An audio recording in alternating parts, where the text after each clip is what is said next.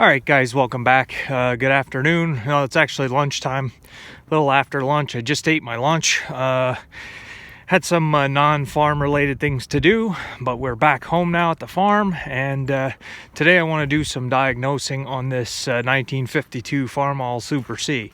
I don't have any faith in what I'm about to do to try to see if it's going to fix the issue, but it was a suggestion that I got from my buddy at his mechanic garage.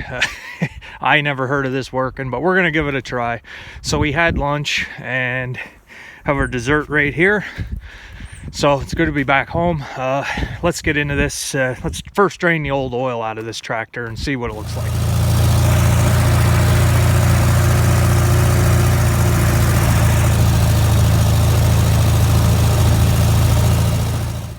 All right, I found an old chair on the farm, so I brought it down here to the shop.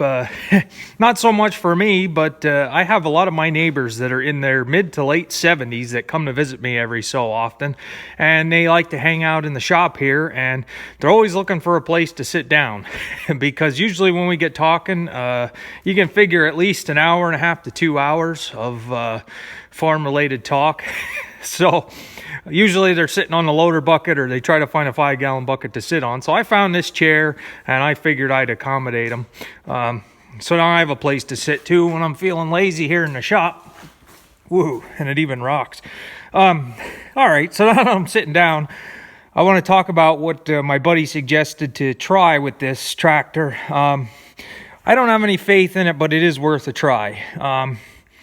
He had said that with cold weather, -8-degree weather, older engines with expansion and contraction, he thinks maybe one of the O-rings when it got cold got real hard. And he asked me if I ran it when it was cold. And if you guys remember, I did start it in my live stream. I think it was my first live stream. It wasn't -8 that day, but it was about, I don't know, I'd have to rewatch the video, 8-9 degrees out, and I ran it.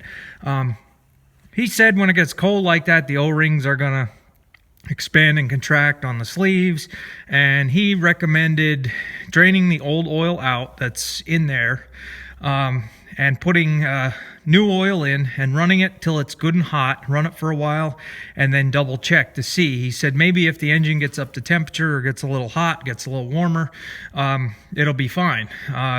Now, granted, I did run this with antifreeze in the engine oil, but like some other people have suggested, it's gone this far already, so it's not like we're going to do any more damage to it now.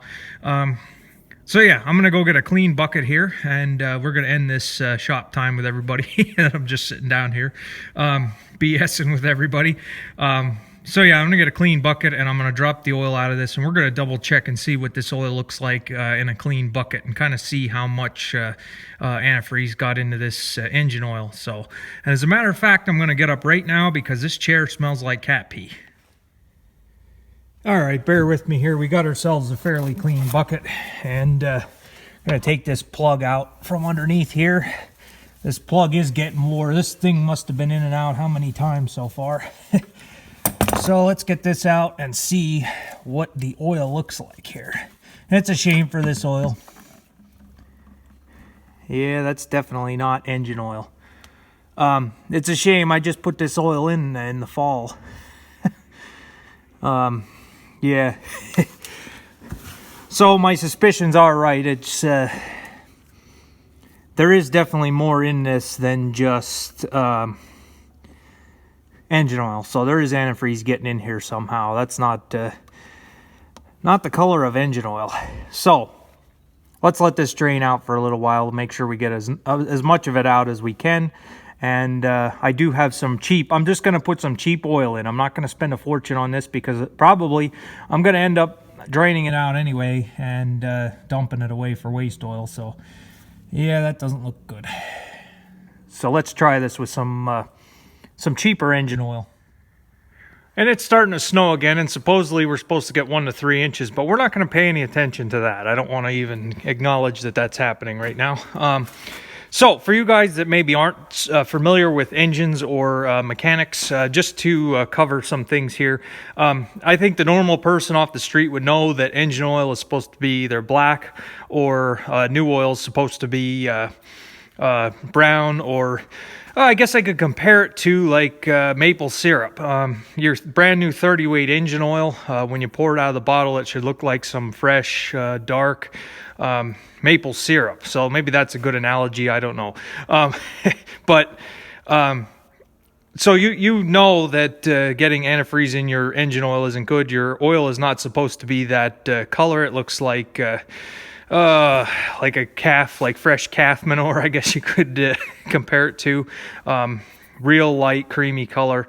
But the reason why you can do damage to an engine running it that way is antifreeze in and of itself is abrasive.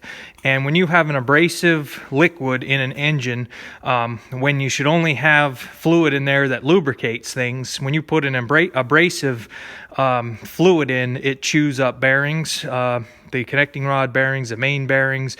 It can get basically anywhere the oil goes in this engine, the antifreeze with that abrasive quality can go, and it can really do some damage, and it can do it in a hurry. It doesn't have to be gradual. I mean, it can be gradual over time, but it doesn't take much to cause a lot of wear to these engines and chew up your bearings. So it doesn't take long. I've seen it already. So yeah, just a quick thing there on antifreeze.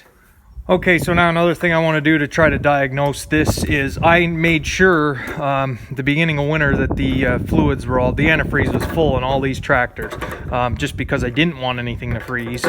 And maybe I shouldn't have even worried about it, because now we have problems. But I want to see.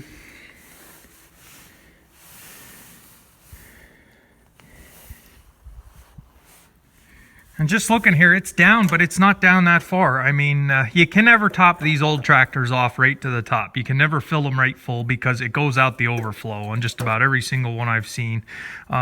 The 560's that way too. If you top them off all the way up, you start it up, it starts to warm up, and it's pushing it out the overflow.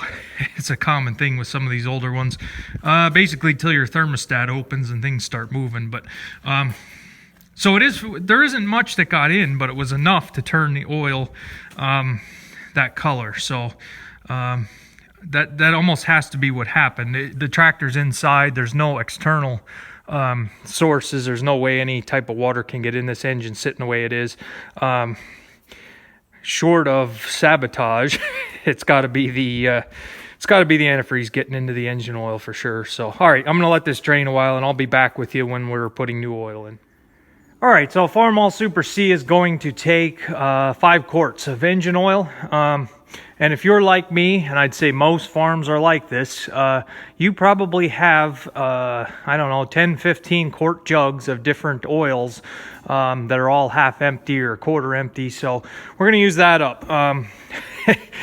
Now, I know guys can get into keyboard warfare over oil weights, synthetic versus regular, additives, all that kind of stuff. I'm just going to tell you flat out what I'm going to do here with this, and you guys can agree with it or not. Being that this is probably not going to work, we're going to put some 1030 in, and that's 1030, and that's 530. We'll put some of that in. We've got some 1040 here, and I have to find a little bit more.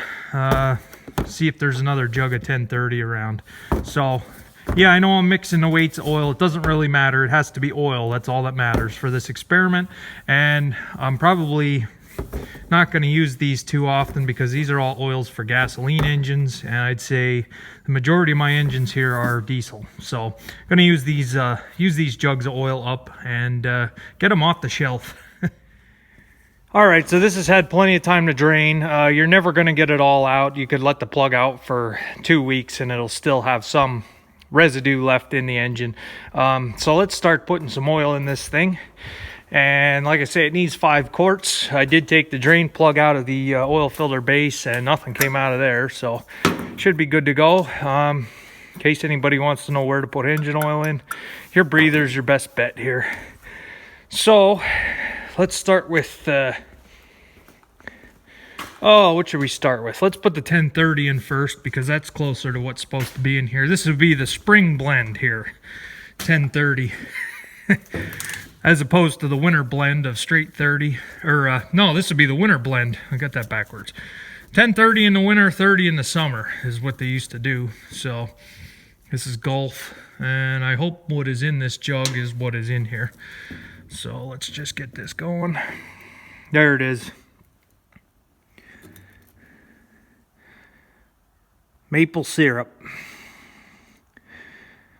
All right, so you guys probably don't want to watch me put oil in the tractor. I'm going to get this put in and check our fill plug, and I'll be back with you when we're ready to start it. And I don't think this is going to do anything, but it's worth a try. It's not costing me anything, so let's give this a try.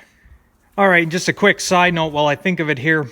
If you have one of these engines and it is getting over full of oil, that it's constantly filling up with oil, and you have way too much in, you have to drain some off to get it to the right fill level, and then it comes back and fills up again, your trouble's going to be right here. This here is your touch control or your hydraulic oil pump, and it's driven off of the front gears here on the engine. There's a shaft that goes through and a gear that drives this hydraulic pump here. And when the seal gets bad in the end of this hydraulic pump, it lets the hydraulic oil get into the front cover of the engine and go back into your oil pan. So if you have an engine that's getting over full of oil, it's going to be this hydraulic pump seal on the end. And I think we ran into trouble that it was the seal wasn't available anymore. Now that was quite a few years ago, so I don't know if anybody picked up on making that seal. I do have a spare pump for this tractor, but it did do it to this tractor. So it is something that can happen over time. So that's only if your engine is getting over full. All right, so I want to try to figure out if the level of the fluid in the oil pan is getting higher, that there's antifreeze getting into it. You'll notice on the side of your oil pan on these C's and A's and all these engines, they had these little valves here that you can open to check the oil level. That's what they're for. You have one that's lower and you have one that's higher. I don't know if I'm going to be good enough, but I'm going to try to get it that it only comes out of the lower one, and run it for a while, and then when it cools off, check it and see. I'm not going to be able to tell 100% how much antifreeze is getting in here, because like I say, you're never going to get all the residue out in just one oil change.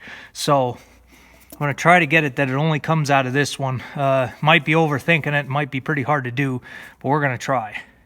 And that is how that is done. You can see it's just dripping from this one. And the other one I have open also, and it's not coming out of that one. So I don't know if it's going to work, but let's give it a try. All right, now that we've put every single viscosity oil in this tractor that is out there, I made some space on my shelf, so now I have room for more half-empty quart jugs of oil. I don't want anybody to get alarmed or worried. I don't think this test is going to do anything. This is just our experiment here. Can't do much more damage than is probably already done. So if it does fix it for whatever reason, we will get the proper oil and put it in. So we're going to give this a try. The gas is on. We are in neutral. So let's see what happens here. The main thing, I want to watch the oil pressure gauge just to make sure that we don't have any issues there. So let's see how this works.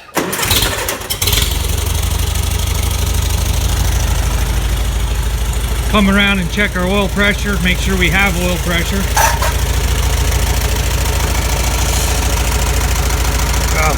Down here, yep, we do indeed have oil pressure.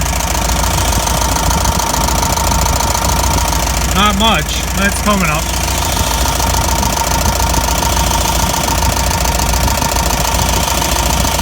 Yeah, it's slowly coming up.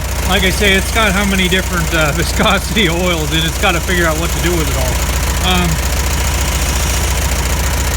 I don't know if you can hear on camera, there's a little whining sound. It's whining here in the touch control valve. Must be kind of on pressure. It does that sometimes. Yeah, now our oil pressure.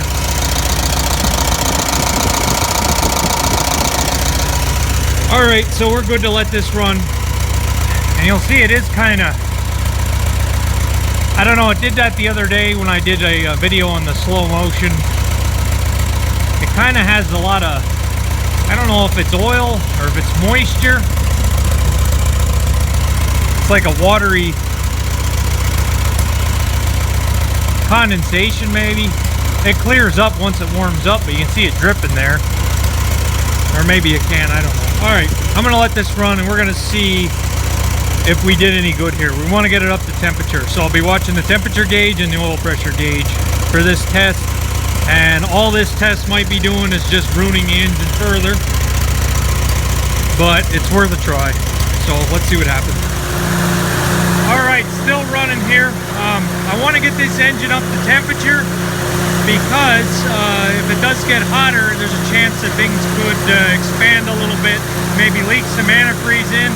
There's no way I'm going to get this up to temperature today. It's too cold. So if you don't have a piece of cardboard handy, get yourself an old rag.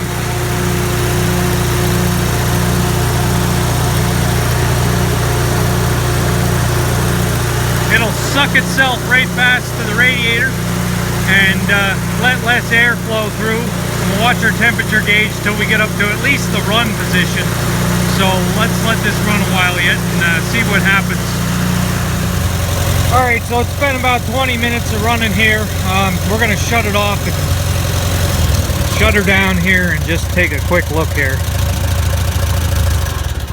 Just a quick look before I let it run too much. I was watching the oil pressure and we maintained oil pressure. So let's see, just on 20 minutes of running, what are we going to have here? We get something to come out of here. Maybe I had the level a little bit too low here. So hold on a second, I'll come back with you. All right, guys, so as far as I can tell, after 20 minutes of running this and getting it up to temperature, the oil's still pretty clear. So don't mean to leave you in suspense, but this is going to be an ongoing diagnosis here. I have to run it some more and see what's going to happen with this engine. It's nothing I can just give a definite answer, yes or no. We're going to have to run this a little bit to see if we solved anything, but the oil is still clear.